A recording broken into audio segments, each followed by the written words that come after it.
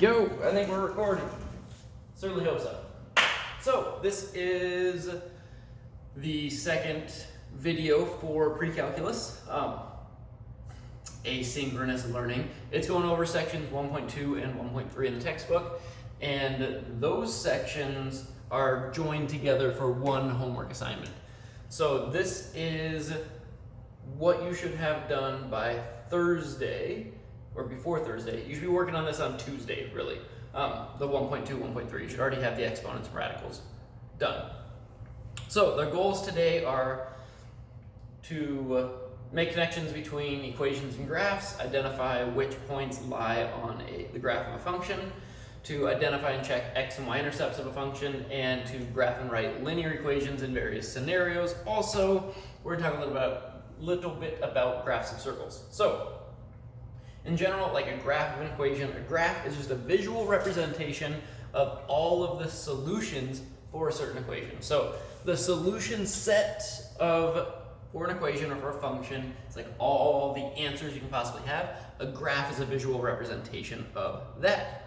So every single point on the graph of a function is a solution to the equation for the function. So we're just going to take a look at an equation, which is f of x equals 2x squared minus 5x plus 7. And we're going to say for this function, this equation of the function, which point, and without graphing it, which point, negative 3 comma 4 or negative 3 comma 40, which of those points lies on the graph of the function? And this is the exact same question as which of these is a solution. If I put x equals negative 3 into this equation, what's the answer? Is it 40 or is it 4? So go ahead and try this, pause the video, try it, see which one it is, pause it, and then come back. Cool, so what we're gonna do is we're just gonna replace x with negative 3, and we're gonna see if the answer is 4, or if the answer is 40, or if the answer is neither of those.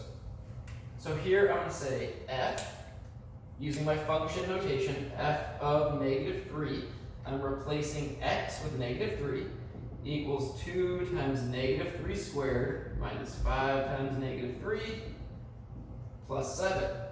So here to simplify, negative 3 squared is negative 3 times negative 3, that's 9. 9 times 2 is 18. Here I have minus 5 times negative 3, so it's going to be plus 15. And then plus 7. Right here, if I add 18 and 7, that gives me 25. 25 and 15 give me 40. So this is 40, which means if x equals negative 3, y equals 40. Another way to write that, and this is the better way to write that, f of negative 3 equals 40. That means negative 3 comma 40 is on the graph. And negative 3 comma 4 is not a point on the graph for that function, because if I put in negative 3, 4 is not the answer. So it works both ways. If you have a solution to the equation, that is a point on the graph. If it's a point on the graph, it's a solution to the equation. Cool. All right, intercepts. Intercepts are, well, where the graph crosses or touches that line. So an x-intercept is where a graph crosses the x-axis. A y-intercept is where the graph crosses the y-axis. Oh, and Emma's coming to say hello. My dog's here. So let's just say we have something like this. Emma, do you want to say hello? Come here, Emma. Come here. This is Emma. Hi. Yep, doing Precalc. Here we go. All right, be good. So let's just say we have a graph that looks like this. I'll bring it up a little bit closer so you can see it. You'll notice there are 3 x-intercepts and there's a y-intercept. The y-intercept is the same as one of the x-intercepts. So these 3 are x-intercepts, that is a y-intercept. Oh, sorry, Emma. It's right under my feet there. So if we have an x-intercept, the y value is what for an x-intercept? Well, if we look at it, the x-intercepts are here, here, and here, right? So the y is how far above or below the x-axis. If we're on the x-axis, the y value is, you can go ahead and say it to your screen. That was kind of weird, but just say it. It's 0. The y value is 0. And then for the y-intercept, the x value is 0. So we can use this information to find x and y intercepts algebraically, and that's what we're going to do now. And you're going to be asked to do this a few times on the homework. All right, so we're going to move on.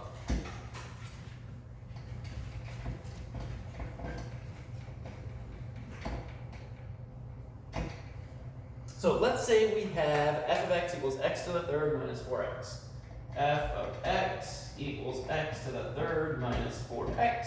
And we want to find the x-intercepts. There might be 1, there might be 2, there might be 3. And the y-intercept.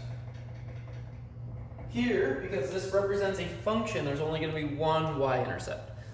If something is not a function, if we have a graph, for example, like this, a parabola of the form x equals something with y squared, then here we would have two y-intercepts and we would have one x-intercept. And this is not a function of y in terms of x, this is the other way around. But so in general, like the vertical line test, if x is our input here and y is our output, it doesn't represent a function. If y is our input and x is our output, then yeah, we'll get to that later. So here, we're dealing with this problem. We want to know what are our x-intercepts. The x-intercepts are when y equals 0. And remember, f of x represents the y value. So what we're going to do is we're going to say 0 equals x to the third minus 4x. And we need to solve this equation. So what we can do to solve this equation is we identify, right, we have an x to the third and an x, we can factor out an x. So I can go 0 equals x times x squared minus 4. If I factor an x out of both of those, this x to the third becomes x squared, that x just, or this 4x just becomes 4. So now, I'm like, okay, I've got multiplication equal to 0. So either this is 0 or this is 0, right? Zero product property. Now, to find out when this is 0, we can further factor this. This is a difference of two squares. And remember, difference of two squares comes from when you multiply conjugates. So if I have x plus 2 times x minus 2, right? You draw your box if you want to. X plus 2, x minus 2, x squared. We get 2x, negative 4. Those cancel. This is x squared minus 4, right? So we can factor that x squared minus 4 to x plus 2 times x minus 2. So we get 0 equals x times x plus 2 times x minus 2. Use our zero product property. When is this 0? When is this 0? When is this 0? Well, x equals 0 when x is 0. So our x-intercepts intercepts. We have 0, 0. The y value is always going to be 0 on these. This x plus 2 is 0 when x is negative 2. So negative 2, 0. And this x minus 2 is equal to 0 when x is 2. Because 2 minus 2 is 0. Right? Remember, we're doing that because we have multiplication equal to 0. And the zero product property says anything times 0 is 0, so this equation, this expression could equal 0 if whenever each of these is 0. Like if that's 0, 0 times whatever, 0. If this is 0, when x is negative 2, 0 times that stuff, 0. If x is 2, that's 0, 0 times whatever, 0. Okay, so those are our three x-intercepts. The y-intercept, this is when, is this pen? When x is 0, when x equals 0. So what we do is we say f of 0 is 0 to the third minus 4 times 0, which is just 0. So here the y-intercept is 0, 0. So this 0, 0 is, the 0, 0 is an x-intercept and a y-intercept because, well, it's the origin. So if a graph ever goes through the origin, then it's, well, 0, 0 is an x and a y-intercept. So here we have 3 x-intercepts and we have 1 y-intercept. And notice it's an x to the third, and we get 3 x-intercepts. It's not always going to be the case. We'll go into that more in chapter 2 when we talk about polynomials and the fundamental theorem of algebra. But it's just something you can kind of remember. So here it's a graph similar to this. Actually, I'm not going to, just to sketch the graph, what it's going to look like is we have a point at 0, 0. We have a point at 2, 0 and negative 2, 0, and the graph kind of, oh my goodness, kind of looks something like that. Okay, let's move on.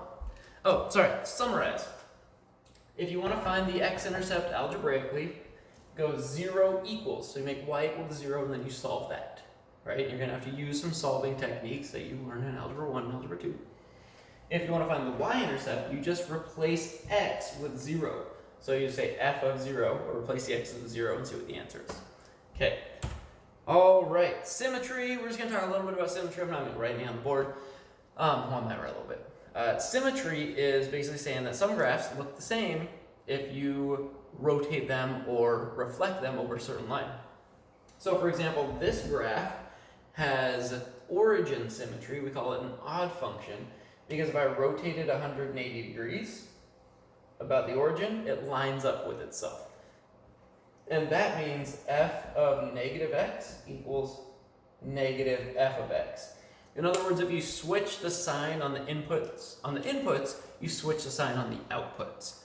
So like if I had 1 here, I get like 1 comma negative number, right? If I go to negative 1, I get negative 1 comma the positive of that same number. That would make it odd. That is 180 degree rotational symmetry about the origin, or we just call it origin symmetry. So another symmetry we're going to look at is, well, and we're not even going to go there yet. We'll get there eventually. But if you graph a parabola,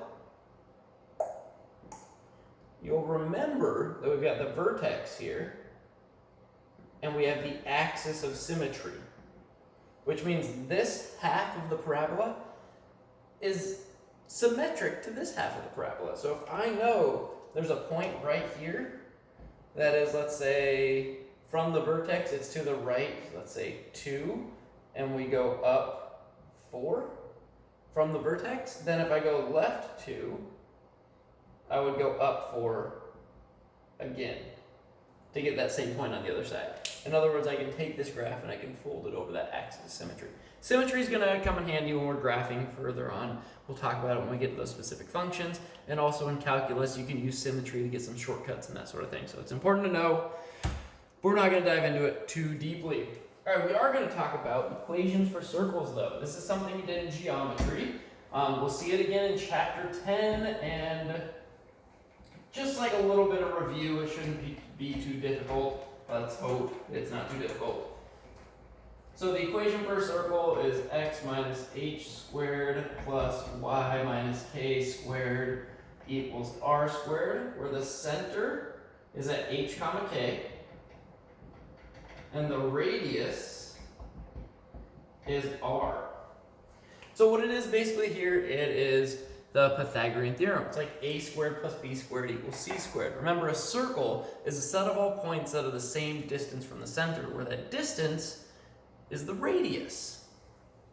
So it's saying all these points, x comma y, if you take the difference between the x point on the circle and its center, square it, add that to the square of the difference between the y point on the circle and the center, the sum of those squares is equal to the radius squared. In other words, that distance is always the radius. So let's just do an example. Let's say we have x minus 2 squared plus y plus 1 squared equals 9. Let's say we have that and we want to graph it. The first thing we would do from this, actually, I'll let you do this. Give it a moment.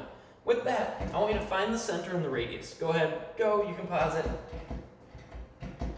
pause the video, you know, where's the center, where's radius, or what's radius?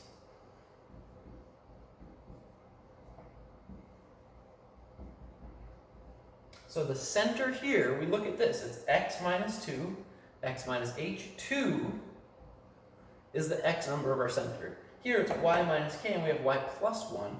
So negative 1 is going to be the y number for our center, because it's the opposite of whatever number is here.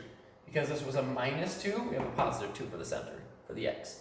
Because it's a plus 1, we have a negative 1 in our center for our y. Now the radius, remember it's equals r squared. So what we got to do is we got to say, what's the square root of 9? And that's 3. So the radius is 3. So what we do to draw a graph of this, or to sketch a graph, is we go to the point 2, negative 1. Remember this is x and this is y. X goes this way, y goes this way. So we go x and y, we go right 2, down 1. That's the center. And then you go 1, 2, 3, 3 up, 3 left, 3 down, 3 right, and you sketch in a circle.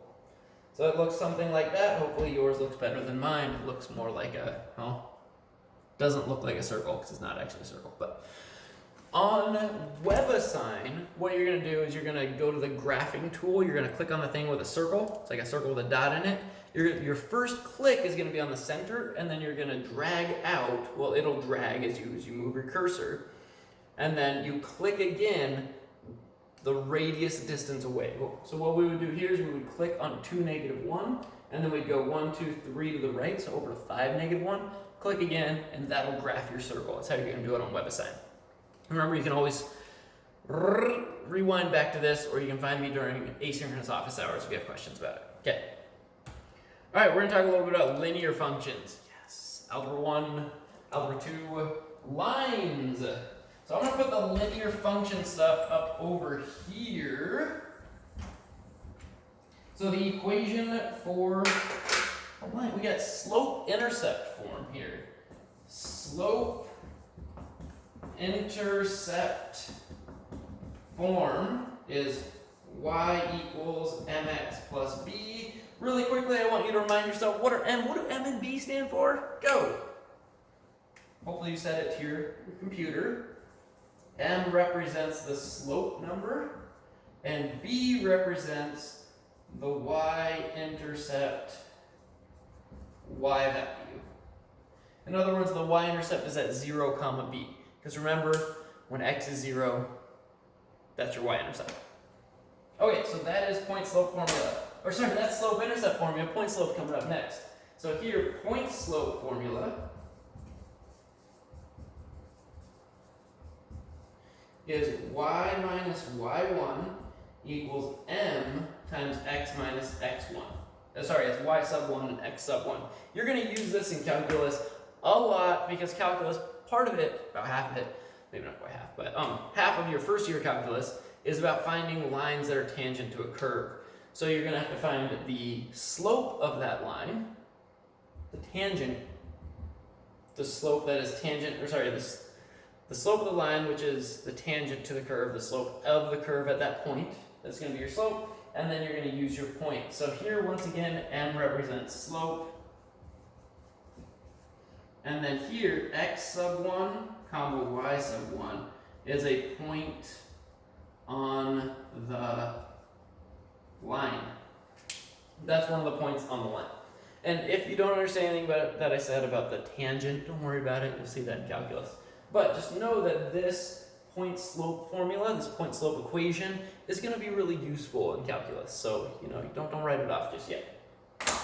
All right, lastly, find the slope of a line, the slope formula.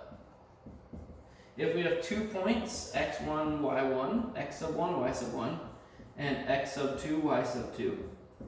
Those are 2 points on the graph. These are points on the line. Then the slope is y2 minus y1 over x2 minus x1. So what it is, it's the rate of change in your y's, so y number minus y number, divided by the rate of change in your x's. So x number minus x number. It's equal to It's the same as if you go like this. Y sub 1 minus y sub 2 over x sub 1 minus x sub 2. As long as if you choose your second point to have your first number, it's got to have your first y and your first x. If you choose your first number, or your first point to have your x and y numbers first, they both have to be first. Basically, don't mix up the location between the 2 points. Like, don't go like y1 up here and then x2 down here. Don't do that. But slope is the rate of change, or sorry, it's the rate of change of the function. But it's your change in y divided by your change in x. All right. So let's just go ahead and sketch some graphs real quick, and then we'll talk about writing the equations of lines, and then that'll be it for the video. Hopefully this is not going too long. I'm not wearing my watch, so I don't know how long I've been talking for. All right. So, and while I write these up, I want you to just try graphing these before I graph them. So here we have f of x equals negative 2x plus 5. Go ahead and sketch a graph of that. Here we have y minus 3 equals 2/3 times x plus 1. This is A, B, C, we have y equals 2, and D, we have x equals 3. All right, for the first one, what we're going to do, it's f of x equals negative 2x plus 5. If you haven't graphed it yet, try graphing it real quick. And pause it. Okay, now you've unpaused. We're going to say, what form is this? This is slope-intercept form. Even though it's f of x equals, it's just like y equals mx plus b. So we identify slope is negative 2, and the y-intercept is at 0, 5. So in order to graph this, what we do is we go to 0, 5 on the grid, 1, 2, 3, 4, 5 up on the y, and then we got to apply this slope to the line. Remember, the slope is your change in y over your change in x. The change in y, we write it as a fraction, so we can say negative 2 over 1. Change in y is down 2, and then it's right 1 because it's positive 1. Because negative 2 over 1 is the same as negative 2 over 1. It's the same as 2 over negative 1. So I go down 2, right 1, down 2, right 1. If I want to go left 1 and make that x negative, then the y has to stay positive. So I graph that, boom, there we go. So you can see, if I bring it close, right, we got our y-intercept here at 0, 5. We went down to right 1. Now, when you're graphing this on WebAssign, make sure you grab the line icon with the arrows at the end. You put your first point at the y-intercept, and then your next point, like you click and drag so that it does kind of this like thing. Make sure you put your next point on where your slope should go. All right, let's look at problem B. So problem B, it's y minus 3 equals 2/3 times x plus 1, quantity x plus 1. That is point slope formula. So what we're going to do is we're going to say, well, the point is at negative 1, 3. Because notice it's x minus x1 and y minus y1. So it's the opposite of these numbers for that point. So the opposite of a positive 1 is a negative 1. The opposite of a minus 3 is a positive 3. So the point that this line goes through is negative 1, 3. So I'm going to go down to negative 1 on the x, 3 on the y. Boom, there's our point. And then this is the slope, which is 2/3. So that means we go up to right 3. Our change in y is positive 2. Our change in x is positive 3. So from this point, negative 1, 3, I go up 2 and right 3. 1, 2, 3. Up 2, right 3. Draw a line through it. And there we go. Boom, boom, boom. Bring it a little closer so you can see it. There's our point, negative 1, 3. I went up 2 to the right 3, up 2 to the right 3, and drew the line through. Once again, make sure when you're doing this on the sketch pad, start your line on the point you want to start it with, and then drag it till you go through the other point that you want. All right.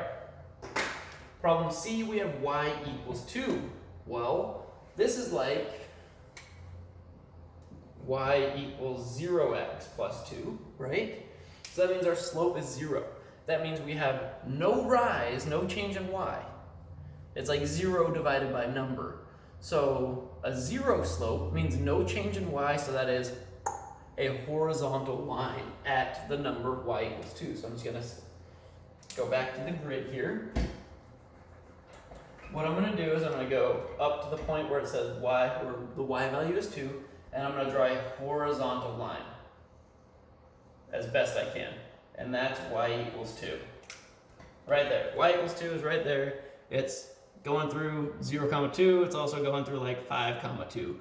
The y value is 2 everywhere on that graph. Now if it's x equals 3, and here the slope is 0. Here, if I'm at x equals 3, well, we just go to the graph and we put a point where x is equal to 3. 1, 2, 3, there's a point. But I could also go like up there or down here, x is 3, everywhere on this vertical, straight up and down line. And here, we get a slope that is undefined. There is any change that you want in y, but there's no change in x. So because of that, our slope is undefined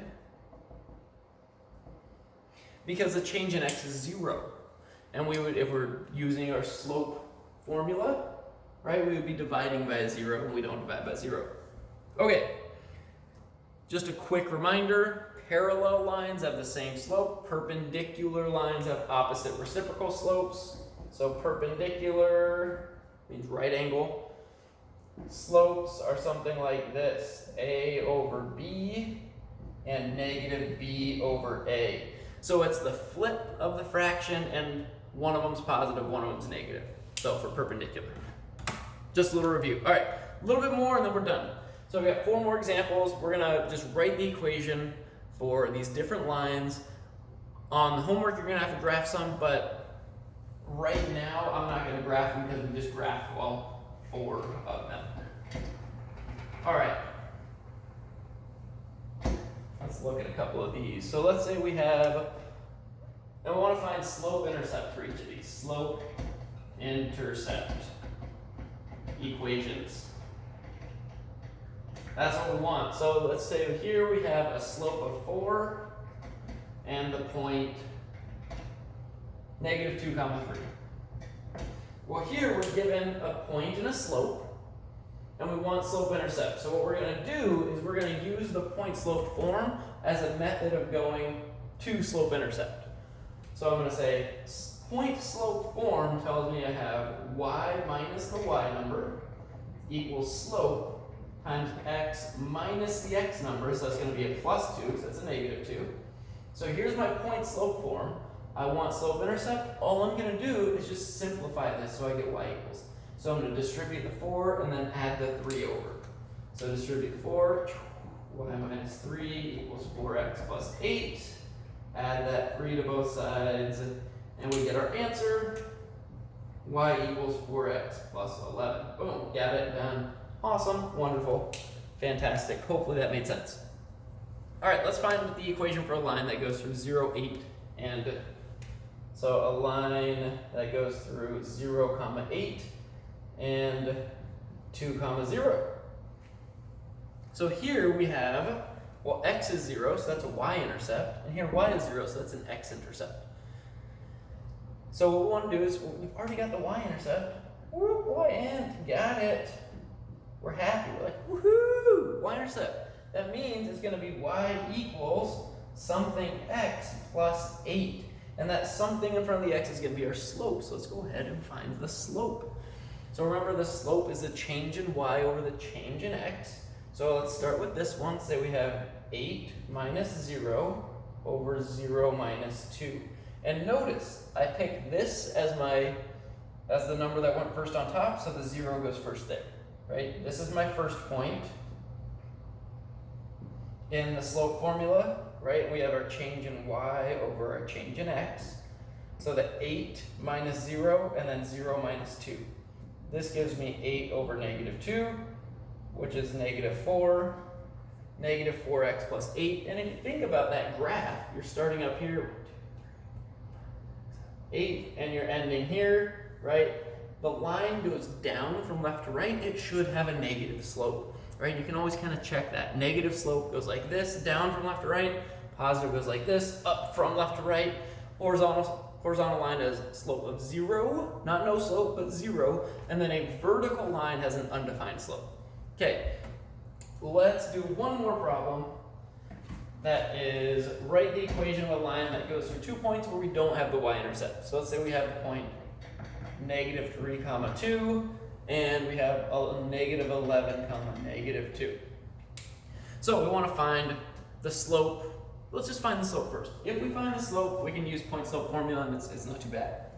So what we're going to do here is, I'm going to say slope equals, I'm going to pick this as my first point, so I'm going to go 2 minus -2, because those are my y numbers, and I'm going to go -3, because I started with this one for my y's, so I got to start with this one for my x's. -3 minus -11. And we're like, eek, all these negative numbers. If this is freaking you out right now, if you're like, that's okay. Another thing, this is what I do with my algebra students, and don't feel like I'm trying to diminish your intelligence by relating it to what I do with my algebra students. This helps me with it as well. Is I make like a little mini table, and I go -3, 2, -11, -2, and I say if I'm going from 2 to negative, well, let's do it the other way, my bad. -11, -2, -3, 2, so now it lines up correctly with this. So if I'm going from -2 to 2, if I start at -2 and I go to 2, that's +4. My change in y is a +4. Right? 2 minus -2 minus a negative makes a plus, 2 plus 2 is 4. Here, if I'm starting at -11 and I'm going to -3, I'm going from really negative to less negative. That means I'm increasing, I'm going in the positive direction. And the difference between 3 and 11 is 8. So here I'm going up 8 plus 8. And if we look at this, this is like -3 plus 11, or it's like 11 minus 3, which is 8. All right, so 4 over 8, which is 1/2, right? We simplify it. So here the slope is 1/2. Now we have 2 points. Yeah, cool. So we just need one of those points, and we can use our point slope formula. Let's arbitrarily, just for fun, let's just pick the first one. You can pick the second one. You'll get the same slope intercept equation in the end. So we're going to pick this point, -3, 2. So I'm going to say y minus 2, because y minus the y number, equals the slope times x minus the x number, because the x number is negative, it's going to be an x plus 3. Now I want slope intercept,